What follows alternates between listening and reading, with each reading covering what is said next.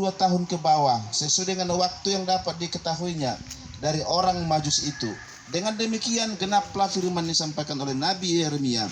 Terdengarlah suara di Rama tangis dan ratap yang amat sedih. Rahel menangisi anak-anaknya dan ia tidak mau dihibur sebab mereka tidak ada lagi. Nah, puji Tuhan. Selama ini kita mengenal Natal itu berita bahagia, sukacita, damai sejahtera, bagi-bagi kado. Siapa yang sudah dapat baju baru? Ayo jujur. Ada sepatu baru? Gak ada kan? Ya, bagi-bagi hadiah. Sama, saya juga nggak baju baru. Ini baju saya sudah ada 5 tahun lebih baju ini. Ya, sudah ada 5 tahun lebih. Celananya sudah ada 2 tahun lebih. Nah, saudara, proses lahirnya sang raja itu sebetulnya membawa duka, bukan sukacita. Ya. Jadi waktu Yesus lahir, orang-orang Majus itu melihat bintangnya jatuh di Bethlehem, di kota Bethlehem. Bintang timur itu disebut, ya, karena kebiasaan budaya di sana, ahli perbintangan itu, kalau ada bintang semacam itu berarti ada kelahiran seorang yang sangat penting. Nah, orang Majus ini bertemu dengan raja. Dia katakan, "Raja, sepertinya ada kelahiran seorang raja di sana. Izinkan kami untuk melihatnya, memastikan." Raja ini mengatakan, "Oke, baiklah. Pergilah ke sana supaya aku juga dapat menyembahnya." Nah, setelah orang Majus menemukan kandang itu dan lahir dari sana Yesus itu, ya, mereka tidak kembali lagi kepada Herodes. Karena mereka tidak kembali kepada Herodes, Herodes berpikir, "Wah, mereka ini mengkhianati saya." Kalau begitu, semua penduduk di Bethlehem dan sekitarnya, anak-anak yang 2 tahun ke bawah, bunuh semua. Kenapa kira-kira Herodes itu mau membunuh anak-anak? Karena cerita orang itu bahwa bintang itu bintang raja. Herodes pikir, saya akan tergantikan. Kalau begitu bunuh semua. Maka penduduk Bethlehem dan sekitarnya mengalami peristiwa sangat menyedihkan, kematian anak. Coba saudara pikirkan, ini kisah berapa tahun? Kisah dibawa mamanya gitu kan jalan, kemudian tentara datang. Umur berapa? Umur 2 tahun, dipotong. Siapa yang tidak sakit? Datang ke rumah pas dikasih makan atau dikasih minum air susu ibu. Berapa tahun? 1 tahun dipotong. Bahkan dikatakan Rahel tidak mau dihibur karena yang sudah mati itu tidak kembali. Ya. Jadi kelahiran Kristus itu membawa duka bagi banyak orang. Ya, membawa penderitaan bagi banyak orang. Tetapi siapakah yang bertanggung jawab akan bayi itu? Allah sendiri. Karena dia mengizinkan hal itu. Ya. Tuhanlah yang menghibur Rahel. Hanya Tuhan yang mampu menghibur Rahel. Hanya Tuhan yang mampu menghibur keluarga-keluarga yang kematian anaknya yang sangat tragis. Ibu tega nggak anaknya begitu? Enggak. Dicubit tetangga aja kita berantem kan sama mamanya kan? Ayo. Sampai gitu. Anak dicubit aja. Apalagi dibunuh. Darahnya mengalir. Kita lihat. Nah, jadi kelahiran sang raja itu membawa penderitaan. Oleh sebab itu hari ini kita, jikalau merayakan Natal hari ini, kita mengucap syukur kepada Tuhan, bersuka cita, bergembira oleh karena penderitaan banyak orang. Ya. Yesus mengalami penderitaan moral. Dituduh anak orang anak haram karena peristiwa Maria dan Yusuf. Ya. Dituduh keluarga yang miskin kere. Semua mereka itu mendapat hinaan, cercaan. Mungkin keluarga ibu-ibu yang anaknya mati karena Yesus, mereka mungkin benci juga waktu pelayanan Yesus. Gara-gara kamu anakku mati. Sama seperti peristiwa keluarga kami ya. Kakak saya tertua meninggal.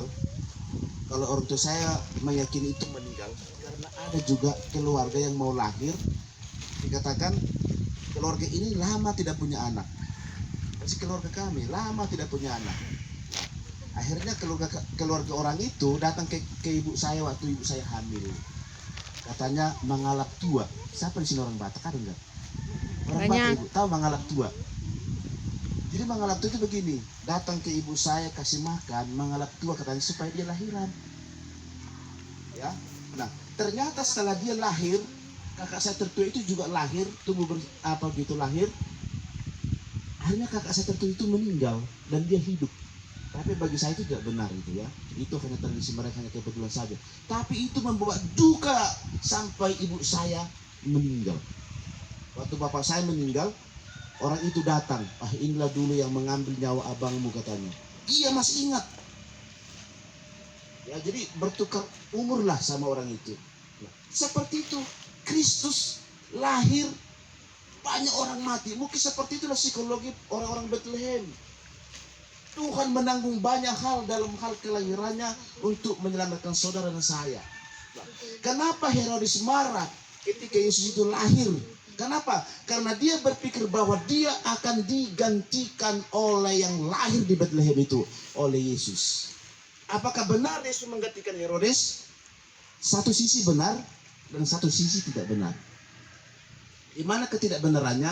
Yesus itu datang ke dunia bukan menjadi raja seperti Herodes. Tetapi Yesus itu lahir dalam dunia itu, dia menjadi raja di dalam orang-orang percaya. Kerajaannya bukan kerajaan dunia, tetapi kerajaan dari Allah. Dia menjadi raja di dalam hati kita.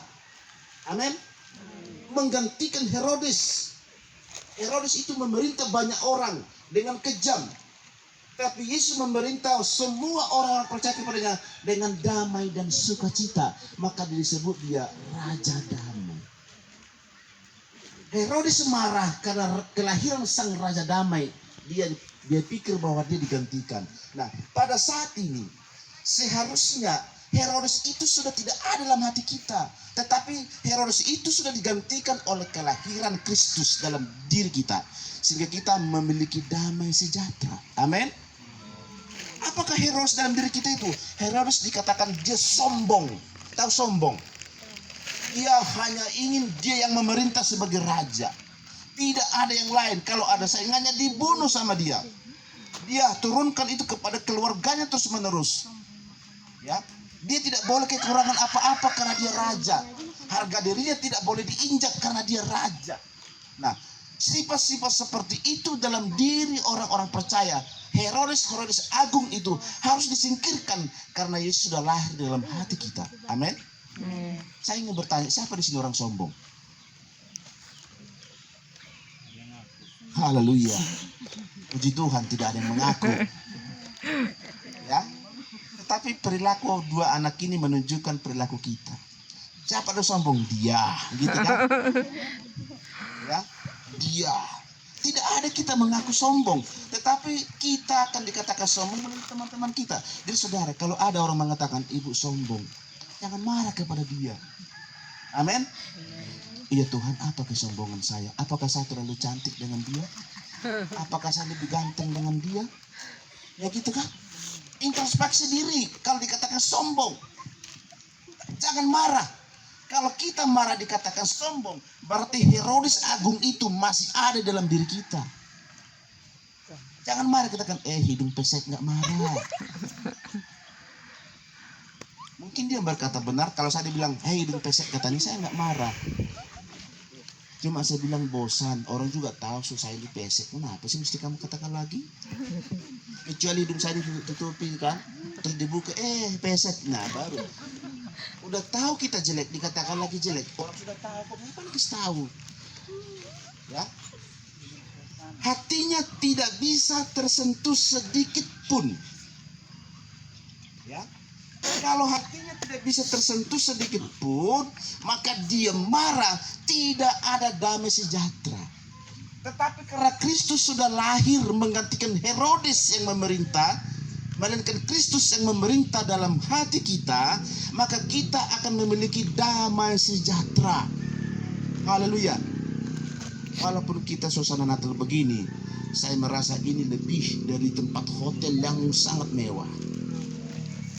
Kita langsung bersentuhan dengan ciptaan Tuhan yang segar-segar. Ada singkong, kesukaan saya. Ada kelapa, kesukaan kita di jalanan. Ada apa lagi coba? Ya, ada rumput, kita langsung menyentuh kepada tanah. Melihat semua wajah-wajah yang berseri-seri. Ya. Kenapa? Karena kita sedang merayakan kelahiran Kristus. Dia lahir dalam hati kita. Dia adalah Raja Damai. Amen. Yesus berkata, ya, damai sejahtera ku tinggalkan bagimu. Rasul Paulus berkata, hendaklah damai sejahtera itu memerintah dalam hatimu. Ya, ibu-ibu, kalau masak nasi di rumah, masak apapun, damai sejahtera yang mengendalikannya. Coba kalau ibu dengan senang hati memasak, pasti masakannya enak-enak, ada arsik begitu kan. Dimasak dengan hati yang damai sejahtera karena Kristus. Tapi coba kalau marah-marah masaknya, kamu kasih uang sama saya sedikit, tapi permintaanmu macam-macam. Nah, makan garam supaya kamu darah tinggi. Bapaknya datang, mak udah masak. Kok asin kali lah masakan kamu itu, makanlah di situ, bersyukur. Ya kan?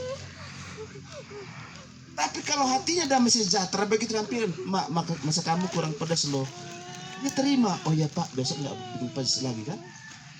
Tapi kalau tidak damai sejahtera, masakannya pun tidak bisa dikomentari. Yang makan aja, nggak usah banyak komentar katanya. Kenapa? Karena Kristuslah yang memerintah. Damai sejahtera yang memerintah kita pelayanan seperti ini. Damai sejahtera yang memerintah kita untuk berbuat sesuatu yang baik kepada orang. Damai sejahtera yang memerintah kita waktu kita bekerja. Kalau ada orang mengkritik kerjaan kita kurang bagus, berbahagialah. Karena orang itu inginkan kerja kita bagus. Tapi kalau ada orang suka puji-puji, bagus sekali kamu buat dia, padahal sudah jelek. Orang itu ingin supaya kita tinggal tetap dalam kejelekan. Tapi kalau dia bilang, kerjaan kurang bagus, maka berbahagia. Karena dia inginkan kerja kita bagus. Haleluya. Kenapa kita mampu demikian? Karena Herodes itu telah dicabut dalam hati kita yang memerintah selama ini. Tetapi Kristus itu lahir dalam diri kita sebagai Raja Damai. Jadi siapa yang memiliki rasa damai dalam Natal-Natal ini, berbahagialah mereka. Walaupun tidak baju baru, walaupun gajinya tidak naik-naik sampai mulai dari dulu sampai sekarang gaji tidak naik, bahkan lebih cenderung turun, berbahagialah. Berbahagialah. Walaupun di pasar susah kita bekerja, ya, karena Covid, tapi berbahagialah. Amin, bapak-bapak, ibu-ibu. Amin. Dalam hati kita, apakah Raja Damai itu sudah lahir? Amin. Amin. Ibu-ibu bekerja apapun, sebagai karyawan pun dia damai sejahtera melakukannya. Bapak-bapak pun sebagai bapak-bapak damai sejahtera memimpin keluarganya. Semua kita damai.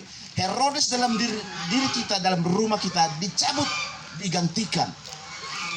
Tetapi Yesus lahir untuk memimpin keluarga kita. Jadi tahun 2022 ini, biarlah damai sejahtera dari Kristus itu memerintah dalam hidup kita semuanya. Bukan lagi Herodes yang sombong itu, yang kejam itu, yang keji itu, tanpa belas kasihan itu, melainkan Kristus yang penuh dengan belas kasihan.